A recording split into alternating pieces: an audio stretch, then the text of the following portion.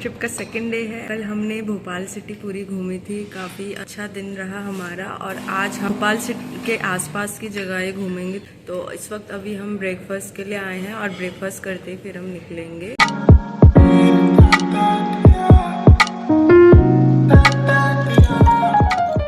तो सबसे पहले हम देखेंगे ट्रॉपिक ऑफ कैंसर।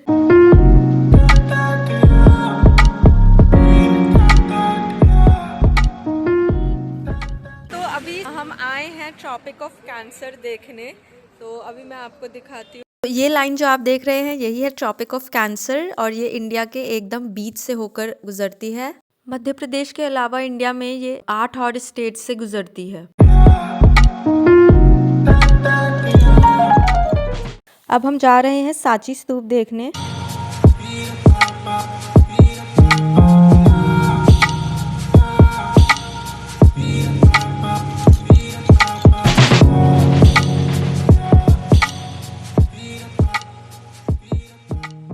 दोस्तों हम पहुंच गए हैं सांची स्तूप के टिकट काउंटर पे, और यहाँ पे आपको इसकी टिकट प्राइस से लेकर ओपनिंग टाइमिंग्स तक की सब डिटेल्ड इन्फॉर्मेशन मिलती है।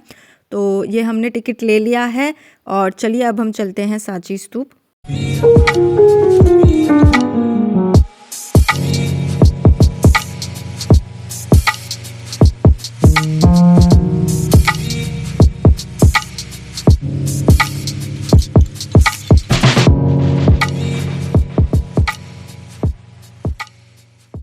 सांची स्तूप एक बुद्धिस्ट मॉन्यूमेंट है और यूनेस्को वर्ल्ड हेरिटेज साइट है, जो कि सांची सिटी में एक हिल टॉप पर बना हुआ है। इस बुद्धिस्ट कॉम्प्लेक्स में हमें अलग अलग मॉन्यूमेंट्स देखने को मिलते हैं, जो कि अलग अलग पीरियड्स के दौरान बने। और ये रहा सांची स्तूप कॉम्प्लेक्स का डिटेल्ड मैप। दोस्तों स्तूप का अर्थ है बुद्धिस्ट श्राइन। यह है स्तूप नंबर 1, जिसे मौर्य एम्पायर के एम्परर अशोक ने 3rd सेंचुरी BCE में बनवाया था। इस स्तूप के नॉर्थ गेटवे की कार्विंग्स में हमें गौतम बुद्ध के जीवन के दृश्य देखने को मिलते हैं। सम्राट अशोक ने ये स्तूप गौतम बुद्ध के रेलिक्स को प्रिजर्व करने के लिए बनवाया था।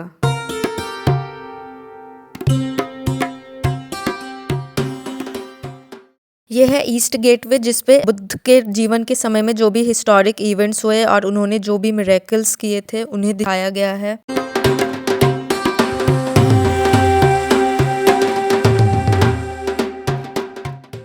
और यह है प्राकृत भाषा में लिखी गई लिखावट।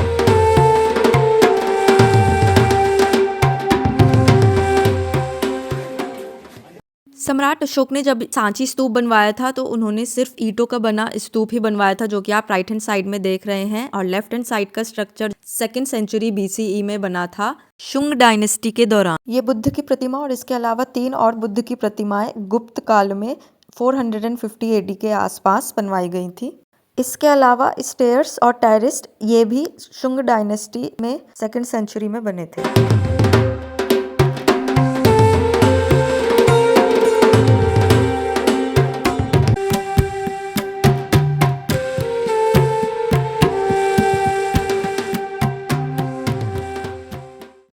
यह है वेस्ट गेटवे सांची स्तूप 1 का, जिसमें हमें जातक कथाओं का चित्रण और बुद्ध के जीवन से जुड़ी घटनाओं के बारे में देखने को मिलती हैं।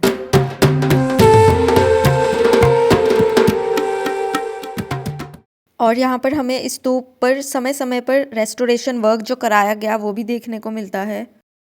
और यह है स्तूप 1 का साउथ गेटवे, जिसमें हमें बुद्ध द्वारा बुद्धिज्म के प्रचार प्रसार को दिखाया गया है। सांची स्तूप 1 के साउथ गेट के थोड़ी ही दूर टेम्पल बना हुआ है, टेम्पल नंबर 18, जिसकी नींव मौर्यन काल में रखी गई थी और इसको रिकंस्ट्रक्ट 7th सेंचुरी में राजा हर्षवर्धन के समय में किया गया था। किसी समय में ये बहुत ही भव्य और सुंदर मंदिर हुआ करता था।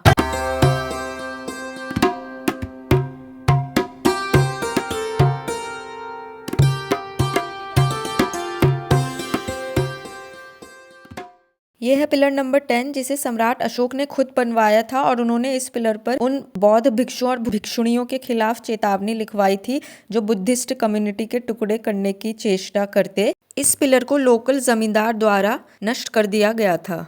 इसी के पास में है टेम्पल 17, जो कि गुप्ता पीरियड में बनवाया गया था, और किसी समय में इस टेम्पल में बुद्ध की मूर्ति हुआ करती थी, हालांकि वो डैमेज्ड पोजीशन में थी। यह है कॉम्प्लेक्स में लोकेटेड अन्य बौद्ध भिक्षुओं के स्तूप। तो दोस्तों अब हम जा रहे हैं सांची स्तूप कॉम्प्लेक्स के टेम्पल नंबर 45 की तरफ।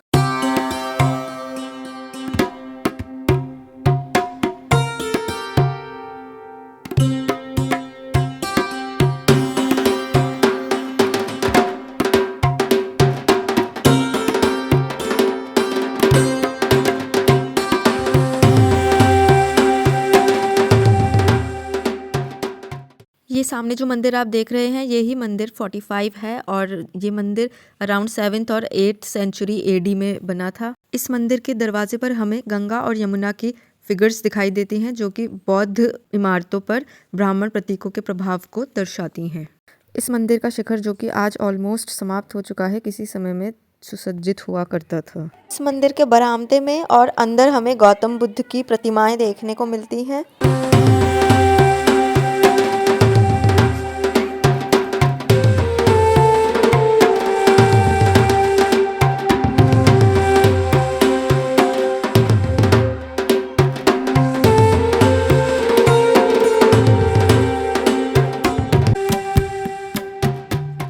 यह है स्तूप नंबर 3 जो कि बनावट में और देखने में काफी कुछ स्तूप एक जैसा लगता है। हालांकि इसमें एक ही गेटवे है और इसकी गेटवे पे जो कार्विंग्स हैं वो काफी हद तक स्तूप एक से मिलती हैं।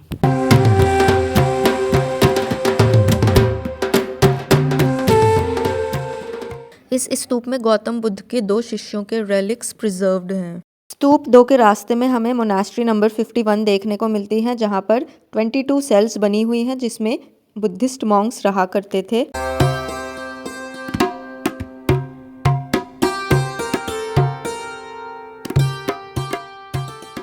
इससे आगे जाने पर स्तूप नंबर 2 आता है, हालांकि हम वहां नहीं गए क्योंकि वो जंगल में और आइसोलेटेड लोकेशन में बना हुआ है। यह है पिलर नंबर 25 जो कि 2nd सेंचुरी BCE में शुंग डायनेस्टी के काल में बनाया गया था और इसी के बराबर में है पिलर नंबर 26 जो कि गुप्त काल में 5th सेंचुरी BCE में बना था। इस पिलर के पास में टेम्पल 31 बना हुआ है जो कि 6th या 7th सेंचुरी में बनाया गया था और जिसे बाद में 10th और 11th सेंचुरी में रेनोवेट किया गया था।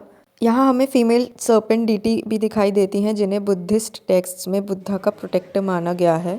सांची स्तूप देखने के बाद हम एक और हिस्टोरिकल साइट देखने चल दिए जिसका नाम है उदयगिरी केव्स।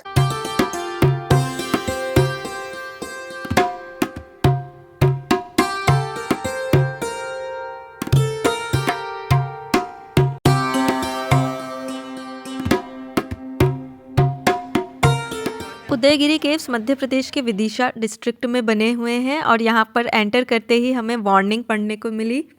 इसी वजह से हम उदयगिरी केव्स को बहुत डिटेल में नहीं देख पाए क्योंकि कुछ जगहों पर एंट्री अलाउड नहीं थी।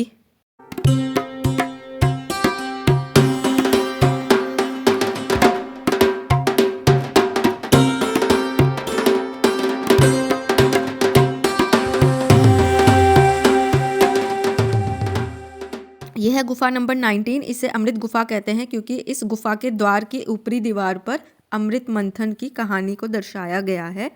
इस केव के अंदर हमें शिवलिंग और नंदी दिखाई देते हैं। इसके अलावा इस केव के पिलर्स पर संस्कृत इंस्क्रिप्शन भी है जो कि 11th सेंचुरी में लिखा गया था। इन गुफाओं की स्थापना गुप्त काल के राजा चंद्रगुप्त विक्रमादित्य ने 4वीं और 5वीं शताब्दी में सेंट्रल एशिया से आए शक जाति के राजा को हराने की खुशी में की थी। इन गुफाओं के माध्यम से वे वैष्णविज्म और जैनिज्म का प्रचार प्रसार करना चाहते थे। यह है केव नंबर 17 जिसमें हमें महिषासुर वध का दृश्य देखने को मिलता है। इसके अंदर हमें शेर की स्कल्पचर देखने को मिलता है, हालांकि वो टूटा हुआ है।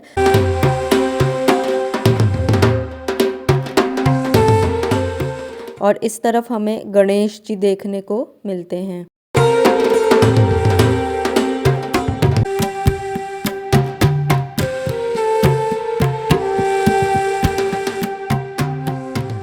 यह है केव नंबर 10। इसके अंदर हमें विष्णु जी की मूर्ति दिखाई देती है और विष्णु जी अपने शस्त्रों गदा और चक्र के साथ दिखाई देते हैं और इनके शस्त्रों को ह्यूमन फॉर्म में यहाँ दिखाया गया है।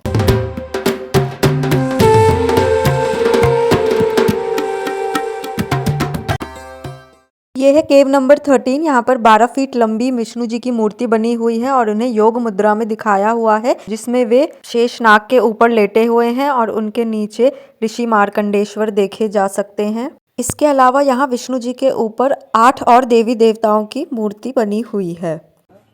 केव नंबर 7 की बाहर की दीवारों पर दोनों तरफ द्वारपाल बने हुए हैं। इसके अंदर की दीवारों पर सम्राट चंद्रगुप्त द्वितीय के मंत्री वीर सेना ने उनकी विजय यात्रा का वर्णन कुछ इस तरह लिखा है। सम्राट विक्रमादित्य द्वितीय विश्व विजय पर निकले हैं।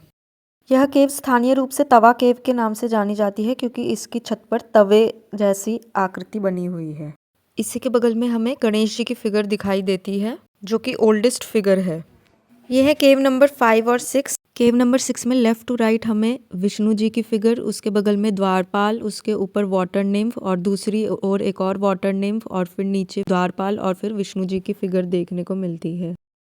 विष्णु जी की फिगर के बगल में हमें महिषासुर मर्दिनी देखने को मिलती है और जब हम इस केव के अंदर देखते हैं तो इसके केव के अंदर हमें शिवलिंग दिखाई देते हैं। इस केव को सनकर्णिका गुफा भी कहते हैं क्योंकि इसकी दीवारों पर सनकर्णिका जनजाति के प्रमुख द्वारा इंस्क्रिप्शन दिखाई देता है जिसमें उन्होंने चंद्रगुप्त विक्रमादित्य की उत्तर पूर्वी मालवा पर विजय का उल्लेख किया है। ये गुफा नंबर 5 है जिसमें एक पौराणिक कथा को बताया गया है जिसके अनुसार एक बार हिरण्याक्ष जो कि एक दानव होता है भूदेवी को गहरे पानी में ले जाता है। तब भगवान विष्णु वराह का अवतार लेकर भूदेवी को बचाते हैं। वे दानव को मार देते हैं तथा भूदेवी को अपने दांत में दबाकर उन्हें ब्रह्मांड में उनकी जगह वापस स्थापित कर देते हैं। इस पूरे दृश्य को सभी देवी देवताओं और ऋषि मुनियों द्वारा देखते हुए दिखाया गया है। यह है केव नंबर 3 जिसमें हमें शिव भगवान के पुत्र कार्तिकेय देखने को मिलते हैं। ये केव नंबर 3 है। इसे वीणा केव कहते हैं क्योंकि इस केव के दरवाजे के ऊपर 2 वीणा वादक बने हुए हैं। इस केव के अंदर हमें एक मुख शिवलिंग दिखाई देता है। उदयगिरी केव्स देखने के बाद मैंने विजिट किया बीजा मंडल जो कि एक एंशियंट टेम्पल है।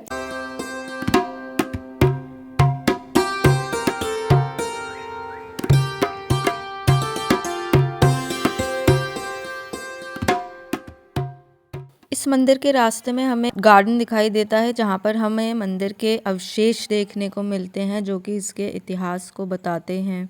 कुछ हिस्टोरियंस का मानना है कि ये टेम्पल चालुक्य डायनेस्टी के दौरान बना था।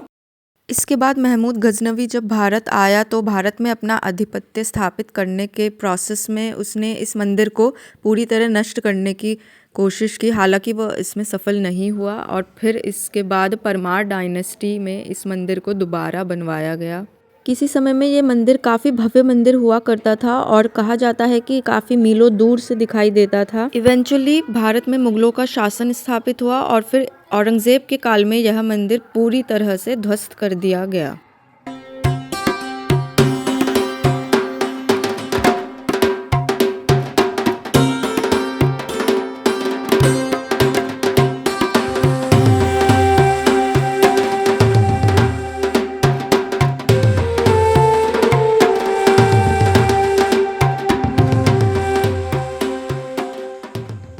तो बीजा मंडल देखने के साथ ही हमारा दिन ख़त्म हुआ और इसके बाद फिर हम हमारे होटल की तरफ वापस चल दिए। अब से कुछ ही देर में मैं हमारे होटल का जो रूफटॉप रेस्टोरेंट था उसका आपको बहुत ही सुंदर व्यू दिखाऊंगी। तो ये थी मेरी आज की वीडियो। आई होप आप सभी को अच्छी लगी होगी। अच्छी लगी हो तो लाइक कीजिएगा और कमेंट भी कीजिएगा। अपने फ्रेंड्स और फैमिली के साथ भी शेयर कीजिएगा। फिर मिलूंगी एक और नई वीडियो के साथ। तब तक के लिए bye bye and take care.